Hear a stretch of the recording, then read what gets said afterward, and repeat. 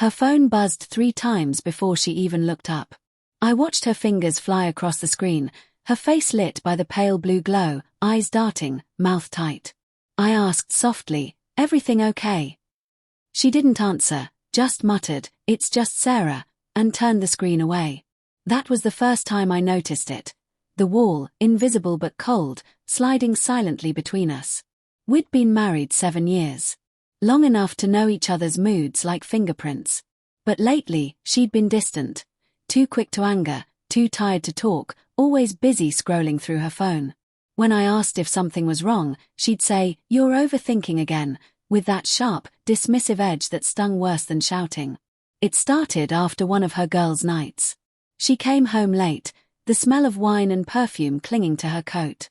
I asked if she had fun, and she smiled faintly, then added, "You know, the girls think I deserve a little space. They say you can be intense sometimes." I laughed at first. But the way she said it, flat, almost rehearsed, made me uneasy. Over the next few weeks, the distance grew. Dinners got quieter. Our bed felt colder. She stopped texting me during the day, stopped laughing at my dumb jokes. Every time I tried to reach for her hand, she pulled away like my touch was too heavy. Then came the night I found out her friends had been giving her advice. I overheard part of a conversation when I walked past the bathroom. Her voice low, strained. "I don't know, maybe you're right. Maybe I should see what else is out there. He's so predictable now." The words slid into me like glass. I didn't confront her then. I stood in the dark hallway, fists trembling, heart pounding so hard it hurt to breathe. The next day, one of her friends, Leah, messaged me. "Hey, you okay? You've seemed off lately." Leah was always kind, always friendly when we'd see each other in groups. But this time her tone felt different. Softer, personal. I replied, "Just tired. Things have been weird at home." She responded almost instantly. "Yeah, I can tell. She's been talking. I think they're giving her bad advice." "They?" I asked. "You know, Sarah and them. They keep telling her she deserves more excitement. It's ridiculous." I hesitated. It felt wrong talking about my wife with her friend. But something in Leah's words, some mix of empathy and frustration, kept me from shutting it down. For a week, we texted now and then. Nothing inappropriate. Just conversation. She asked about my work. I asked about hers. She said she'd always thought I was different from the guys her friends dated. Then one night, she sent, "If she doesn't see what she has, that's her loss." That line stuck with me. It shouldn't have. But when you're starving, even a crumb of kindness feels like a feast. A few days later, my wife told me she was going out again with the girls. I watched her dress up, new perfume, the red dress she used to wear for me. When I tried to compliment her, she smiled faintly and said, "It's just a night out, don't make it weird." After she left, I sat in silence. My phone buzzed again. "Leah, want to grab a drink? I could use some air too." I don't know why I said yes. Maybe loneliness. Maybe anger. Maybe the desperate need to feel seen again. We met at a quiet bar downtown. She looked different from how I remembered, calmer, gentler, without the loud laughter she wore around the group. She talked to me like she actually cared to listen. For the first time in weeks, I didn't feel invisible. She told me how she hated the way their group gossiped. How they twisted things, turned love into something they could dissect and mock. She said, "You don't deserve how they've been making her act. You've been patient. Too patient." I should have left then.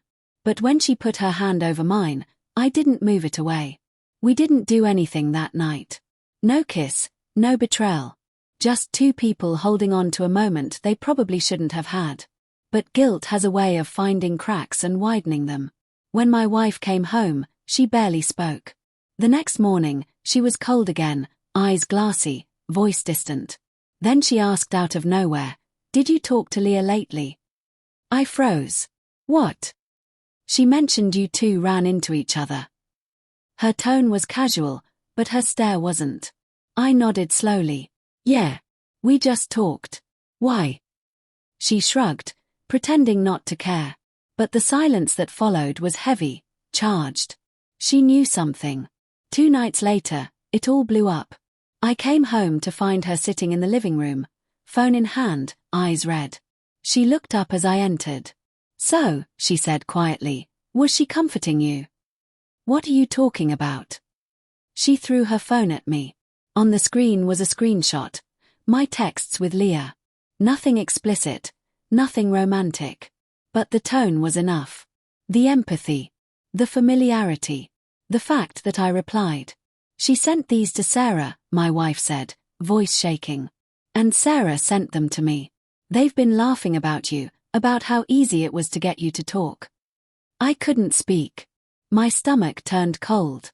"She set you up," my wife said, eyes filling with tears. "They wanted to prove you weren't so loyal after all. Leah was supposed to test you. But I didn't think you'd take the bait." I felt the room tilt. Every word was a knife. "You think I wanted this?" I said. "You ignored me for weeks. You shut me out, and then your friends, played with our lives like it was a joke." She stood, voice rising. "You still could have said no. You still could have told her to stop." "I should have," I whispered. "But I was lonely, Jen. You left me long before she showed up." Her expression cracked, pain and anger and disbelief all tangled together. "Don't you dare blame me for your choices." We stood there, 2 people staring across the wreckage of something that used to be love. The silence stretched until it became unbearable. Then she said, quietly, "I don't even know who you are anymore." I wanted to say the same thing back. She left that night, packed a small bag and walked out without looking back. I thought she'd cool off. I thought she'd come home. But she didn't. Weeks passed. No calls, no messages. Only emptiness. Then one afternoon, Leah texted again. "I'm sorry. I didn't mean for it to go that far. They dared me, and I thought I could control it." I stared at the screen, then deleted her message without replying. That night, I sat alone in the same living room where my marriage had collapsed. The shadows felt thicker, heavier. Betrayal has a strange sound. It's quiet. It's the sound of laughter in another room. The click of a door closing softly. The stillness after someone says goodbye. In the end, it wasn't Leah or her friends who broke us. It was the silence that came before them, the slow drifting apart we both ignored. And now, when the phone buzzes at night, I don't even look anymore. Some walls, once built, never come down.